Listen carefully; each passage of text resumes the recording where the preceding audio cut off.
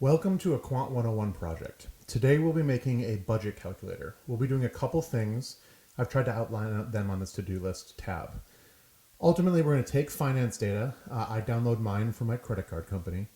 And we're going to remove some of the duplicates and create lookup lists. This is going to help us categorize our expenses and be able to use functions like SUMIFs to graph some things you might want to know about how you're spending your money.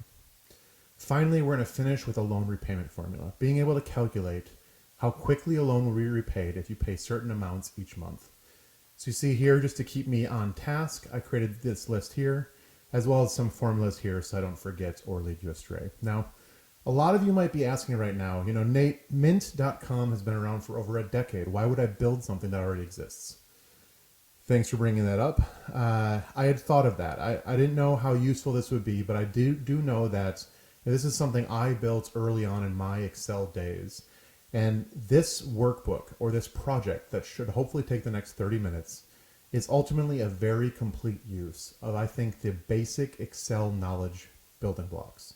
So if you can do this, you can start extrapolating into other real world problems and using the things you've learned on the site to date to improve your work product or build other things that fit more of your product. Again, we're always happy to build to what our users are looking for. So if you would like something specific, please feel free to fill out a comment on our website and we will put it in the queue. So here we go. Ultimately, what you see here is a list of some spreadsheets. So at first I have expenditure data. This is data I downloaded from my banking website. Then I have just a rough outline of my budget. Ultimately, I want to look at how much I'm spending every month, as well as how much I'm spent last year in certain categories. Then we're going to go through a loan repayment schedule. I have some of these in here for placements, but we'll work through that. And ultimately, this list tab, I always create a workbook or a tab that has lists on it.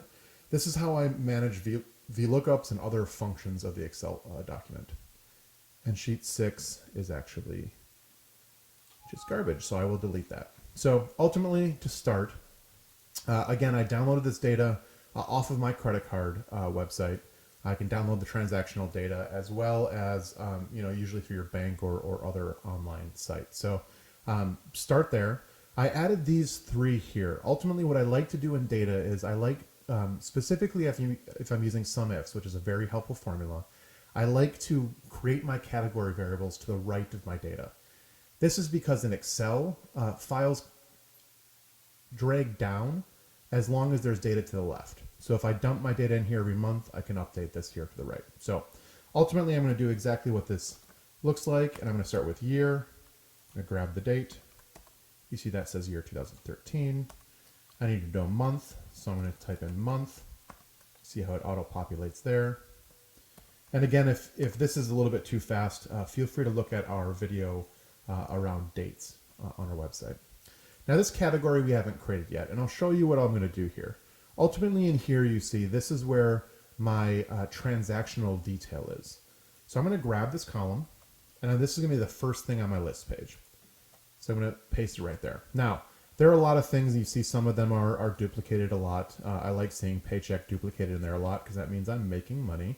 But other aspects, things that go to multiple times might show up more than once. So what I'm going to do from this list is I'm going to remove all the duplicates. So you see here on the data tab, I click the remove duplicates button, and that removed all of the redundant entries into that list. So again, if you need more help here, please see our basic functions video. Now, if that's the transactional name, what I have to do is create the category. And you see here, to help me out, the categories I want to look at are entertainment, food, gas, and rent. So ultimately, Josh Smith landlord, that is the name of my landlord. That is rent. I'm going to assume any cash is entertainment purposes. Plane tickets, those are entertainment. Restaurants, I'm going to put that into food, even though some people might look at it as entertainment. I'm going to put this as revenue. And you see here, ultimately, what I'm doing is categorizing everything that might happen here. So ultimately this is gas. This is entertainment, revenue, entertainment, gas, gas, gas, a lot of gas apparently. Food, entertainment, food. So ultimately a little bit of a redundant exercise, but I wanted to show you, some things are hard to automate. So ultimately by creating that category over here, doing that little bit of work on that list of, you see 24 unique purchases out of expenditure data that is almost 200 lines long. So by removing the duplicates and creating the category list, I'm able to very quickly use VLOOKUP at this stage. So ultimately, what I'm going to do is create a VLOOKUP, grab my lookup value, which is my transaction data, look at my table array, which is handily in lists. I'm going to freeze that, go over 2 cells, and make sure it's exact. Now, if that was quick, and I know VLOOKUP is hard, ultimately you can look at our VLOOKUP video on Quant101 for a slower, more in-depth look. But now you see what I did here is by capturing it down, I started categorizing some of this more detailed view into a little bit more structured. So what I'm going to do is I'm going to filter this. And again, if you need more help, you can look at our video on filters. But you see here, I have all of the aspects of the budget I wanted to look at. So entertainment, food, gas, rent, revenue. Now, what I also helps is by doing it this way, I notice there are no NAs, and that means I've captured everything. Ultimately, every month as you add unique purchases, you're going to have to update that list. So it's a very helpful piece to do. Then you also see here in the names, I have all of that detailed list. So I've compiled those 24 unique things into 5 areas of general category. So now I'm done on the expenditure data. Now it's time to look at how these things are going. So ultimately on this budget tab, I'm going to use a SUMIFS formula. And again, if I go to quickly in this area, please be sure to look at our SUMIFS, COUNTIFS, AVERAGEIFS video on our website.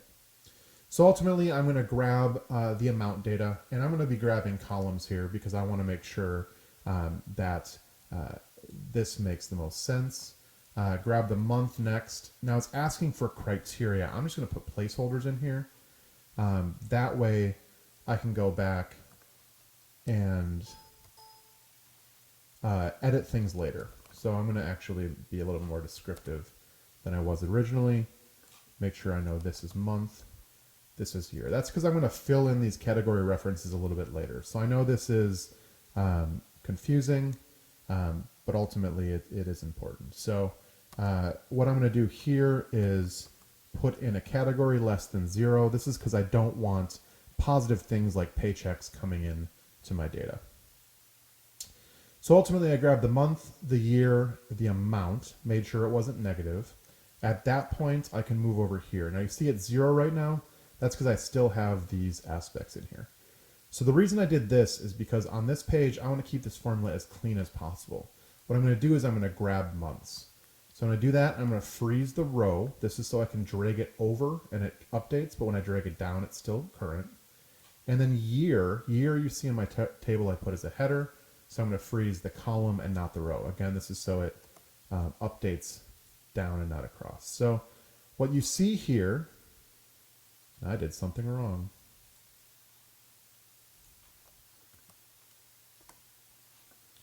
What you see here is it starts calculating off of that month and year. So ultimately, you see what I did? I froze the wrong thing. So a rookie mistake, but ultimately something that really helps. And you saw what I did there is I actually hit the button F2. Notice that it didn't drag down how I wanted. The other thing you can do is actually go to this formulas, and you can evaluate the formula. So again, if this is confusing, you can go through our evaluate formula here. But what I saw there is that I was grabbing the wrong row. So easy, quick, ultimately come up here, flip that to the row freeze. So when the column freeze. So when I pull it down, the row updates. And this, I'm going to freeze the row. Again, so I pull it down, it stays up in row 1. When I pull it over, it'll move over to C. So let's give that a shot. So you see there, I updated this information as possible, and when you drag it over, you see January updates, but no other month updates because I actually stopped the data a couple months ago. So ultimately what we're going to do next, we've done this over time. We're then going to look at it by category. So again, I'm going to use SUMIFs. I'm going to come back to my data, and now I'm going to grab a couple other pieces. So ultimately, we're going to look at it by year. We're also going to grab it by category. And then again, I want to make sure that I'm not counting things less than 0. So I'll put that in quotes. So again, the amount, the year, and the category is what I'm building this year. Of course, this is 0. That's because I haven't updated this yet. I'm going to grab the year. This is going to allow me to differentiate or look at this by year. I can put in previous data and look at 2012. This also helps you build out a little more functionality if you want to look at category over time. That was just a little bit too complex for this video. So you see there, this is what I spent. I spent $12,500 on entertainment, $600 on food. Apparently I was not eating that much. That is probably because I made this dummy data. That is not real. I promise I do eat more than $600 worth of food a year. Spent about $3,400 in gas. Kind of wish these two were flipped around. That would make me look a little bit more legit. And about $23,000 in rent. So quite expensive to live out here in California. Now, ultimately, I'm going to chart this. So what I might want to do is grab data and insert a chart. Now, something that makes sense on revenue data is this pie chart. So you see here what it did is it showed me the percent of each, or the relative size of each category. This will help me look at different things. You can obviously right-click, format data series, change colors, however you see fit. That is not something, I changed all of them. So I'm actually going to delete that and start over. So as you see, no one is perfect, but it's important to practice. So you can either click specific pies, change the fill to whatever you really see fit. Again, here in the formatting, you can add certain things like titles and other aspects. This will be a expenditure by category. Hopefully I didn't spell expenditure wrong, because that would be embarrassing. Again, here, ultimately, we're going to go into a different charting. So what we're going to do here is use a line or maybe even a bar chart. So ultimately, we'll look at line charts. You see 2013 and 2014. Now, what's interesting about this chart, and I will move it out of the way here, is that it's negative. So ultimately, it's graphing what we see over here, but we all know that it's only negative because that's what our banking card says. Obviously, it's cash that leaves our pockets, so we might want to look at changing this positive. So what I can actually do, if I know that's always the case, is go in here and change this to a negative.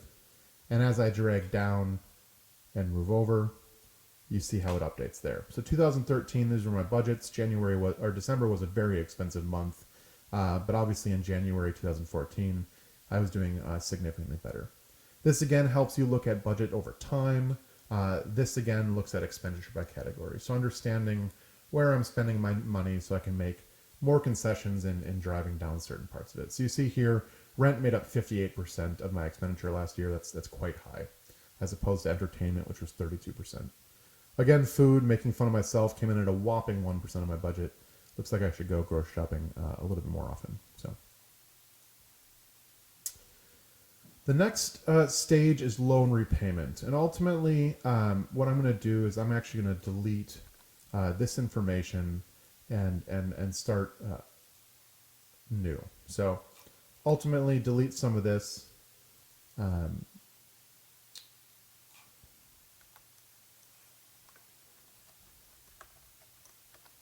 And build it from the ground up. So ultimately, let's say I want to start in 2014. And I want to start on May 15th, 2014. Now you see what I did over here is I added a month and a year category. This is because I wanted to update this automatically. So this is one way that I was able to do that. Ultimately, by looking at the date in which you want to start things, it tells you the date afterwards based on this. So I'll walk through this shortly, but ultimately grab the month that I start with, as well as the year. Then here I'm incrementing things up. So ultimately, if B15 equals 12, then the next month I want to be 1. Ultimately, after December comes January. I don't want that month to go to 13. Otherwise, if that's not true, I want to add 1 to the month. So again, if that didn't make sense, please see our if statements lesson on our website. You see the year is very similar, but ultimately I'm using the month as the key. So if the month is 1, then I want to increment the year up 1. Otherwise, I don't want to increment the year. Now, ultimately, how loans work is you take the loan amount, you add the interest, and so what I'm doing here is 1 plus the interest, but again, I'm doing a monthly repayment schedule. So I need to divide that number by 12, because ultimately, if this is the interest that you're quoted, you pay 1/12 of that every month. So ultimately, if you enter here, you see in the first month, I accrue $48 of interest on my original loan. So it started at $10,000. Now it's at $10,048, and I'm actually going to drop this to $5,000 for a little bit easier to calculate odds. And then I'm going to subtract out my payment. So you see if I paid $100 after 1 month, my loan would be $4,924. Now, ultimately, I want to make sure I freeze this appropriately. So C2, I'm actually going to leave because I only want to grab the original amount on the first month. The interest rate, though, that's important that that stays frozen, so I'm going to freeze that. And the interest payment, I'm going to freeze as well. But you see how I have other options here? Ultimately, I'm going to freeze the row so that as I drag it over, the columns update. When I drag down, the rows do not. So ultimately, we'll have to build a second one here. The reason I have to build it is because I don't want to grab the original payment. I want to grab what the balance was after last month.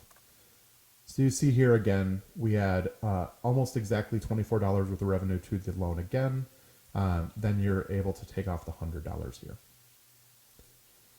If I grab both of these, Excel will copy them over for me. I know what I did. See, I'm making mistakes everywhere. Ultimately, I need to freeze this loan payment for that first one, but not for the others. So you see here, every loan accrues $24 of interest in that first month, but obviously after that, you start getting benefits from these payments. Now, what does this row up here indicate? You see here, I have a count if, and I just grab a lot of the underlying rows, and I say, I want to count as long as it's over 0. This is what I'm going to use to see how many payments I have remaining, because ultimately you're going to see sooner or later these loans go negative. So I'm going to grab this first this first month of payment on the loan, drag it down because that's where the formulas stay even. You see, no matter how far I drag it down, eventually it started red.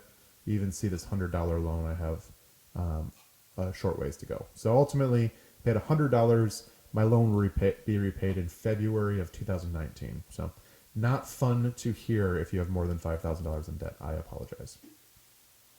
But you see here, what it did is it said if I paid $100 a month, I would have 57 payments. 200 is 26, so on and so forth. So ultimately, there are a couple ways we can go next. One is you can keep changing this amount as you increment up. Otherwise, what you can do is you can actually subtract it from a cell. So you see here, I have this cell pointing at J2. And I'm going to label this over here. I'm going to say months, and I'm going to say payment amount. So let's say I was paying $100 a month. And in here I paid in January, and I paid in February, and I paid in March and April to get us up to this 5. So ultimately what I'm going to do is I'm just going to grab a count, I'm going to grab a lot of cells because this is what I'm going to be inputting later. And you see here, that didn't work. Now, why didn't that work is because it needs to count values. So ultimately, I changed this to count A. Now you see count A says right here, it counts the number of cells in a range that are not empty. So when I update that, that updates to 4. Now, that might be hard to know off the bat. One of the things I do is I actually use this function early on. I type in count, I hit enter, and you see here it gives me count, decount A, decount, count if, count ifs, count A, frequency. And as you go through, it'll actually describe what each one is, so you can make decisions around which is the most beneficial for your current situation. So that's how I did it. Now, ultimately, let's say you wanted to do something specifically where you say, you know what, this is great, but I want to know how I can pay off my loan in the next 12 months. So ultimately what you do there is you would actually use goal seek. So again, if this doesn't make sense, please see our goal seeking lesson on our website. Now what I do here at goal seek is this under the what if analysis. And as I click this, I want to set this cell, which I had. Oops, I apologize. I want to set this cell to, let's say I want to get it done in 6 payments by changing the amount I pay every month. So again, I'm setting this number here, which counts how many payments we have, to 6 payments. So I want to figure out how much I have to pay to get this paid off in 6 months by changing the payment amount here. When I click that, that will calculate. It says okay. It says I need to pay $820 a month to pay off a $5,000 loan in 6 months.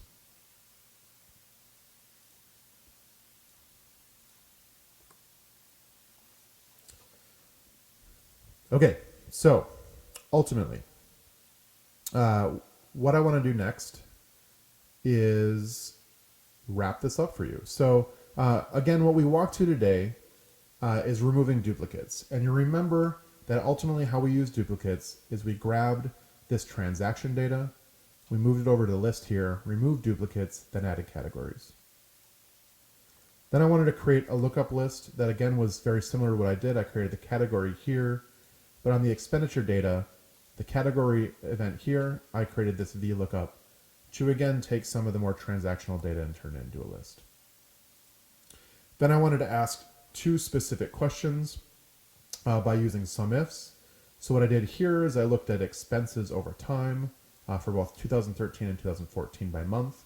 I also wanted to look at expenses by category because I did all that work and built this graph over here. And again, you can format these differently. A bar chart would also work here. And I really suggest watching the video on charts as well as really walking through some of these chart tools that show up when you click on the chart. And then finally, loan repayments. And I realized I never explained this. This is what I did to look at how much interest I've paid down. So it doesn't make sense in this scenario, but wanted to show that out there. And again, what I did here was loan repayment. So by giving a payment amount, I want to know how many months this loan takes to pay off. So I know I used this when I was paying down student loans or small loans from friends to do specific things that I wanted to do. So ultimately, I hope that was helpful. I know it was a bit longer than our normal videos, but again, I wanted to make sure that you guys understood how to make that leap from kind of a teaching lesson to real-world application. So again, happy to hear your comments or suggestions, either in the comment section or directly on the YouTube page. Hope to see you again soon on Quant101. Thanks. Bye.